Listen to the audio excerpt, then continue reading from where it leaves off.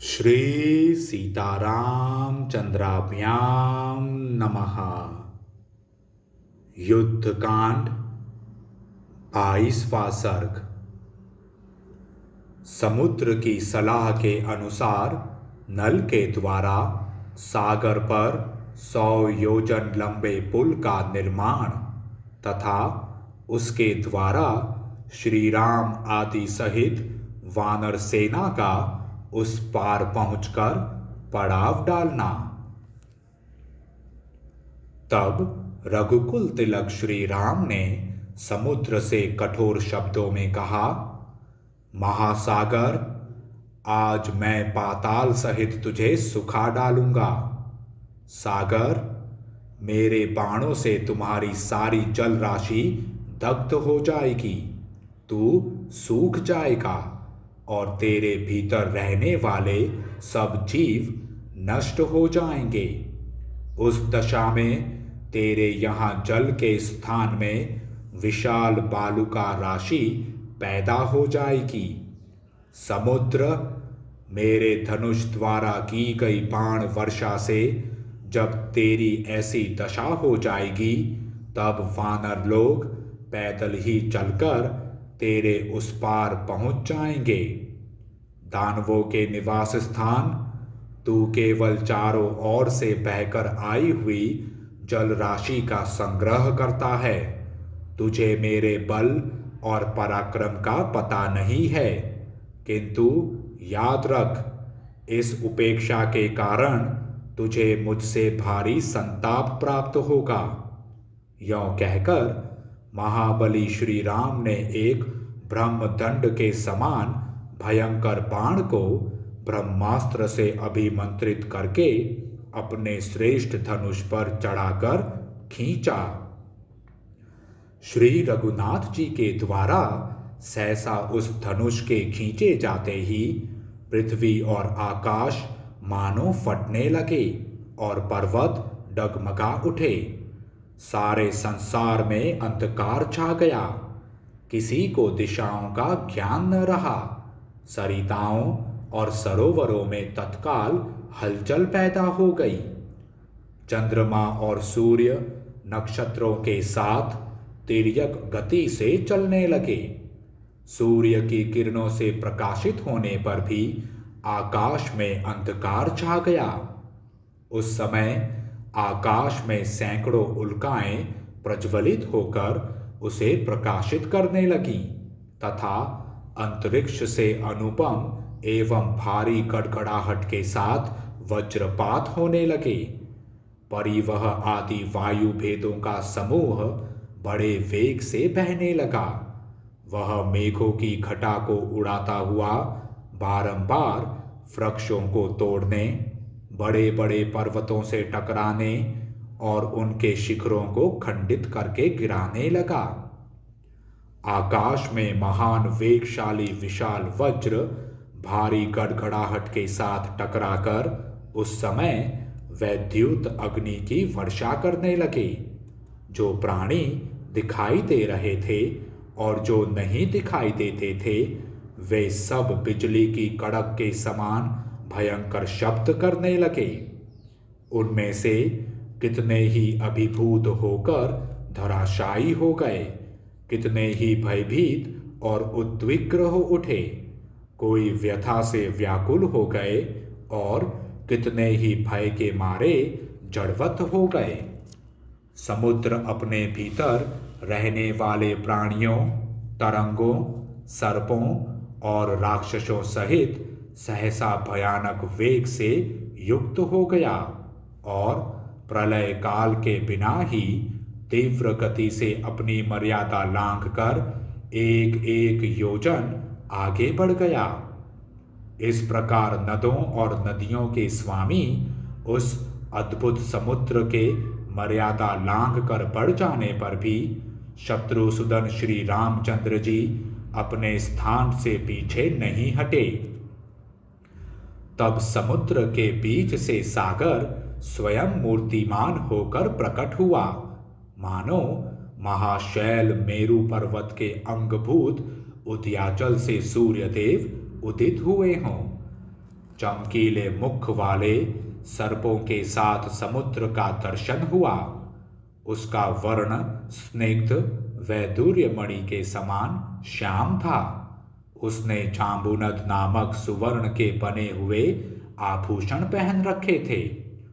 लाल रंग के फूलों की माला तथा लाल ही वस्त्र धारण किए थे। उसके नेत्र प्रफुल्ल कमल दल के समान सुंदर थे। उसने सिर पर एक दिव्य पुष्पमाला धारण कर रखी थी, जो सब प्रकार के फूलों से बनाई गई थी। सुवर्ण और तपे हुए कांचन के आभूषण उसकी शोभा बढ़ाते थे। वह अपने ही भीतर उत्पन्न हुए रत्नों के उत्तम आभूषणों से विभूषित था, इसलिए नाना प्रकार के धातुओं से अलंकृत हिमवान पर्वत के समान शोभा पाता था। वह अपने विशाल वक्ष स्थल पर कौस्तुभ मणि के सहोदर एक श्वेत प्रभा से युक्त मुख्य रत्न धारण किए हुए था, जो मोतियों की इकहरी माला के मध्य भाग में प्रकाशित हो रहा था। चंचल तरंगे उसे घेरे हुए थीं। मेघमाला और वायु से वह व्याप्त था तथा गंगा और सिंधु आदि नदियां उसे सब ओर से घेर कर खड़ी थीं। उसके भीतर बड़े बड़े ग्राह उद्भ्रांत हो रहे थे। नाग और राक्षस घबराए हुए थे।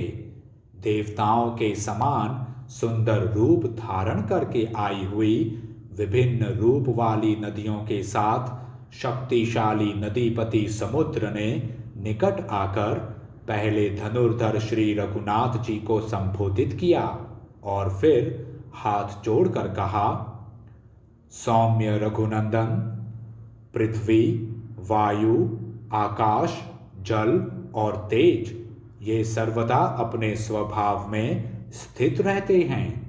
अपने सनातन मार्ग को कभी नहीं छोड़ते, सदा उसी के आश्रित रहते हैं। मेरा भी यह स्वभाव ही है, जो मैं अगाध और अथाह हूँ। कोई मेरे पार नहीं जा सकता। यदि मेरी थाह मिल जाए तो यह विकार मेरे स्वभाव का व्यतिक्रम ही होगा। इसलिए मैं आपसे पार होने का यह उपाय बताता हूँ। राजकुमार, मैं मगर और नाग आदि से भरे हुए अपने जल को किसी कामना से, लोभ से अथवा भय से किसी तरह स्तंभित नहीं होने दूंगा। श्री राम, मैं ऐसा उपाय बताऊंगा जिससे आप मेरे पार चले जाएंगे। ग्राह वानरों को कष्ट नहीं देंगे। सारी सेना पार उतर जाएगी और मुझे भी खेद नहीं होगा। मैं आसानी से सब कुछ सह लूंगा। वानरों के पार जाने के लिए जिस प्रकार पुल बन जाए वैसा प्रयत्न मैं करूंगा। तब श्री रामचंद्र जी ने उससे कहा, वरुणालय, मेरी बात सुनो। मेरा यह विशाल बाण अमोघ है। बताओ, इसे किस स्थान पर छोड़ा जाए। श्री रामचंद्र जी का यह वचन सुनकर और उस महान बाण को देखकर महातेजस्वी महासागर ने रघुनाथ जी से कहा, प्रभो, जैसे जगत में आप सर्वत्र विख्यात एवं पुण्यात्मा हैं, उसी प्रकार मेरे उत्तर की ओर द्रुमकुल्य नाम से विख्यात एक बड़ा ही पवित्र देश है। वहाँ आभिर आदि जातियों के बहुत से मनुष्य निवास करते हैं, जिनके रूप और कर्म बड़े ही भयानक हैं। वे सब के सब पापी और लुटेरे हैं। वे लोग मेरा जल पीते हैं। उन पापाचारियों का स्पर्श मुझे प्राप्त होता रहता है। इस पाप को मैं नहीं सह सकता। श्री राम, आप अपने इस उत्तम बाण को वहीं सफल कीजिए। महामना समुद्र का यह वचन सुनकर सागर के दिखाए अनुसार उसी देश में श्री रामचंद्र जी ने वह अत्यंत प्रज्वलित बाण छोड़ दिया। वह वज्र और अशनि के समान तेजस्वी बाण जिस स्थान पर गिरा था, वह स्थान उस बाण के कारण ही पृथ्वी में दुर्गम मरुभूमि के नाम से प्रसिद्ध हुआ। उस बाण से पीड़ित होकर उस समय वसुधा आर्तनाद कर उठी।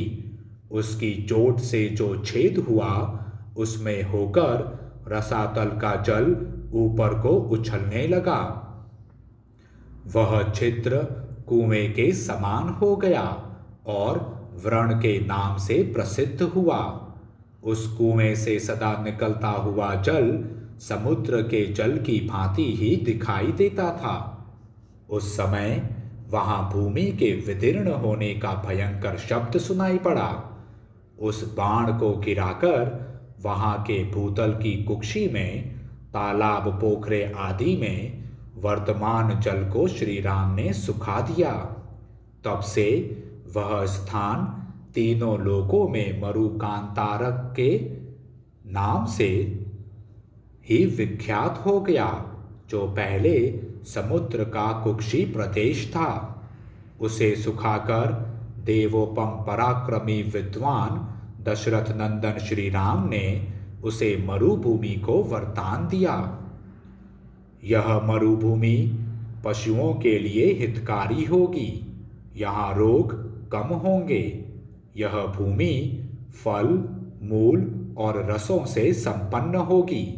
यहाँ घी आदि चिकने पदार्थ अधिक सुलभ होंगे। दूध की भी बहुतायत होगी। यहाँ सुगंध छाई रहेगी और अनेक प्रकार की औषधियां उत्पन्न होंगी। इस प्रकार भगवान श्री राम के वरदान से वह मरु प्रदेश इस तरह के बहुसंख्यक गुणों से संपन्न हो सबके लिए मंगलकारी मार्ग बन गया। उस कुक्षी स्थान के दग्ध हो जाने पर सरिताओं के स्वामी समुद्र ने संपूर्ण शास्त्रों के ज्ञाता श्री रघुनाथ जी से कहा, सौम्य, आपकी सेना में जो यह नल नामक कांतिमान वानर है, साक्षात विश्वकर्मा का पुत्र है। इसे इसके पिता ने यह वर दिया है कि तुम मेरे ही समान समस्त शिल्प कला में निपुण होगे। प्रभु, आप भी तो इस विश्व के स्रष्टा विश्वकर्मा हैं। इस नल के हृदय में आपके प्रति बड़ा प्रेम है। यह महान उत्साही वानर आप अपने पिता के समान ही शिल्प कर्म में समर्थ है। अतः यह मेरे ऊपर पुल का निर्माण करे। मैं उस पुल को धारण करूंगा। यों कहकर समुद्र अदृश्य हो गया। तब वानर श्रेष्ठ नल उठकर महाबली भगवान श्री राम से बोला, प्रभु, मैं पिता की दी हुई शक्ति को पाकर इस विस्तृत समुद्र पर सेतु का निर्माण करूंगा। महासागर ने ठीक कहा है। संसार में पुरुष के लिए अकृतज्ञों के प्रति दंड नीति का प्रयोग ही सबसे बड़ा अर्थ साधक है, ऐसा मेरा विश्वास है। वैसे लोगों के प्रति क्षमा, सांत्वना और दान नीति के प्रयोग को धिक्कार है।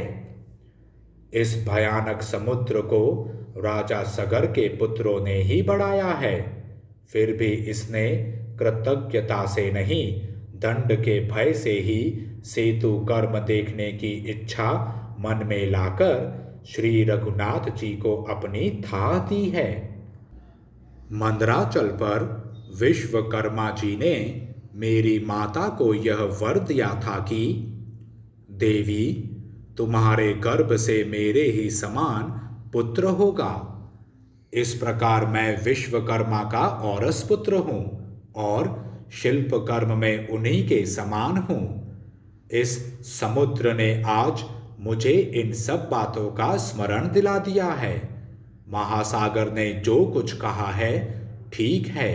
मैं बिना पूछे आप लोगों से अपने गुणों को नहीं बता सकता था, इसलिए अब तक चुप था।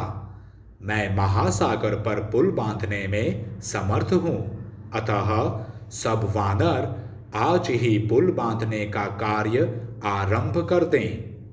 तब भगवान श्री राम के भेजने से लाखों बड़े बड़े वानर हर्ष और उत्साह में भरकर सब और उछलते हुए गए और बड़े बड़े जंगलों में घुस गए।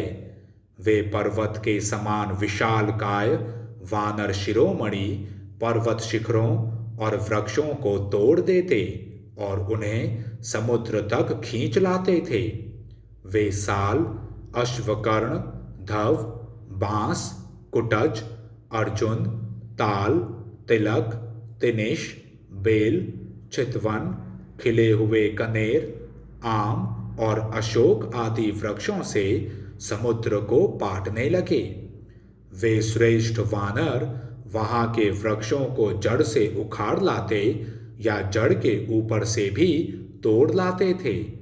इंद्रध्वज के समान ऊंचे ऊंचे वृक्षों को उठाए लिए चले जाते थे। ताड़ों, अनार की झाड़ियों, नारियल और बहेड़े के वृक्षों, करीर, बकुल तथा नीम को भी इधर उधर से तोड़ तोड़ कर लाने लगे। महाकाय महाबली वानर हाथी के समान बड़ी बड़ी शिलाओं और पर्वतों को उखाड़कर यंत्रों द्वारा समुद्र तट पर ले आते थे। शिलाखंडों को फेंकने से समुद्र का जल सहसा आकाश में उठ जाता और फिर वहां से नीचे को गिर जाता था। उन वानरों ने सब और पत्थर गिराकर समुद्र में हलचल मचा दी। कुछ दूसरे वानर 100 योजन लंबा सूत पकड़े हुए थे। नल, नदों और नदियों के स्वामी समुद्र के बीच में महान सेतु का निर्माण कर रहे थे। भयंकर कर्म करने वाले वानरों ने मिलजुल कर उस समय सेतु निर्माण का कार्य आरंभ किया था। कोई नापने के लिए दंड पकड़ते थे तो कोई सामग्री जुटाते थे। श्री रामचंद्र जी की आज्ञा शिरोधार्य करके सैकड़ों वानर, जो पर्वतों और मेघों के समान प्रतीत होते थे, वहां तिनकों और काष्ठों द्वारा भिन्न भिन्न स्थानों में पुल बांध रहे थे, जिनके अग्रभाग फूलों से लदे थे। ऐसे वृक्षों द्वारा भी वे वानर सेतु बांधते थे। पर्वतों जैसी बड़ी बड़ी चट्टानें और पर्वत शिखर लेकर सब और दौड़ते वानर दानवों के समान दिखाई देते थे। उस समय उस महासागर में फेंकी जाती हुई शिलाओं और गिराए जाते हुए पहाड़ों के गिरने से बड़ा भीषण शब्द हो रहा था। हाथी के समान विशालकाय वानर बड़े उत्साह और तेजी के साथ काम में लगे हुए थे। पहले दिन उन्होंने 14 योजन लंबा पुल बांधा। फिर दूसरे दिन भयंकर शरीर वाले महाबली वानरों ने तेजी से काम करके 20 योजन लंबा पुल बांध दिया। तीसरे दिन शीघ्रतापूर्वक काम में जुटे हुए महाकाय कपियों ने समुद्र में 21 योजन लंबा पुल बांध दिया। चौथे दिन महान वेगशाली और शीघ्रकारी वानरों ने 22 योजन लंबा पुल और बांध दिया तथा पांचवें दिन शीघ्रता करने वाले उन वानर वीरों ने सुवेल पर्वत के निकट तक 23 योजन लंबा पुल बांधा। इस प्रकार विश्वकर्मा के बलवान पुत्र कांतिमान कपि श्रेष्ठ नल ने समुद्र में 100 योजन लंबा पुल तैयार कर दिया। इस कार्य में वे अपने पिता के समान ही प्रतिभाशाली थे। मकरालय समुद्र में नल के द्वारा निर्मित हुआ वह सुंदर और शोभाशाली सेतु आकाश में स्वाति पथ छायापथ के समान सुशोभित होता था। उस समय देवता गंधर्व, सिद्ध और महर्षि उस अद्भुत कार्य को देखने के लिए आकाश में आकर खड़े थे। नल के बनाए हुए 100 योजन लंबे और 10 योजन चौड़े उस पुल को देवताओं और गंधर्वों ने देखा, जिसे बनाना बहुत ही कठिन काम था। वानर लोग भी इधर उधर उछल कूद कर गर्जना करते हुए उस अचिंत्य, असह्य, अद्भुत और रोमांचकारी पुल को देख रहे थे। समस्त प्राणियों ने ही समुद्र में सेतु बांधने का वह कार्य देखा। इस प्रकार उन सहस्त्र कोटि 1 खरब महाबली एवं उत्साही वानरों का दल पुल बांधते बांधते ही समुद्र के उस पार पहुंच गया। वह पुल बड़ा ही विशाल, सुंदरता से बनाया हुआ, शोभा संपन्न, समतल और सुसंबद्ध था। वह महान सेतु सागर में सीमंत के समान शोभा पाता था। पुल तैयार हो जाने पर अपने सचिवों के साथ विभीषण गदा हाथ में लेकर समुद्र के दूसरे तट पर खड़े हो गए, जिससे शत्रु पक्षीय राक्षस यदि पुल तोड़ने के लिए आवे तो उन्हें दंड दिया जा सके। तदंतर सुग्रीव ने सत्य पराक्रमी श्री राम से कहा, वीरवर, आप हनुमान के कंधे पर चढ़ जाइए और लक्ष्मण अंगद की पीठ पर सवार हो लें, क्योंकि यह मकरालय समुद्र बहुत लंबा चौड़ा है। ये दोनों वानर आकाश मार्ग से चलने वाले हैं, अतः ये ही दोनों आप दोनों भाइयों को धारण कर सकेंगे। इस प्रकार धनुर्धर एवं महात्मा भगवान श्री राम, लक्ष्मण और सुग्रीव के साथ उस सेना के आगे आगे चले। दूसरे वानर सेना के बीच में और अगल बगल में होकर चलने लगे। कितने ही वानर जल में कूद पड़ते और तैरते हुए चलते थे, दूसरे पुल का मार्ग पकड़ कर जाते थे, और कितने ही आकाश में उछलकर गरुड़ के समान उड़ते थे। इस प्रकार पार जाती हुई उस भयंकर वानर सेना ने अपने महान घोष से समुद्र की बढ़ी हुई भीषण गर्जना को भी दबा दिया। धीरे धीरे वानरों की सारी सेना नल के बनाए हुए पुल से समुद्र के उस पार पहुंच गई। राजा सुग्रीव ने फल, मूल और जल की अधिकता देख सागर के तट पर ही सेना का पड़ाव डाला। भगवान श्री राम का वह अद्भुत और दुष्कर कर्म देखकर सिद्ध, चारण और महर्षियों के साथ देवता लोग उनके पास आए तथा उन्होंने अलग अलग पवित्र एवं शुभ जल से उनका अभिषेक किया। फिर बोले, नरदेव, तुम शत्रुओं पर विजय प्राप्त करो और समुद्र पर्यंत सारी पृथ्वी का सदा पालन करते रहो। इस प्रकार भांति भांति के मंगल सूचक वचनों द्वारा राज सम्मानित श्री राम का उन्होंने अभिवादन किया। इस प्रकार श्री वाल्मीकि निर्मित आर्ष रामायण आदि काव्य के युद्ध कांड में 22वां सर्ग पूरा हुआ। जय श्री राम।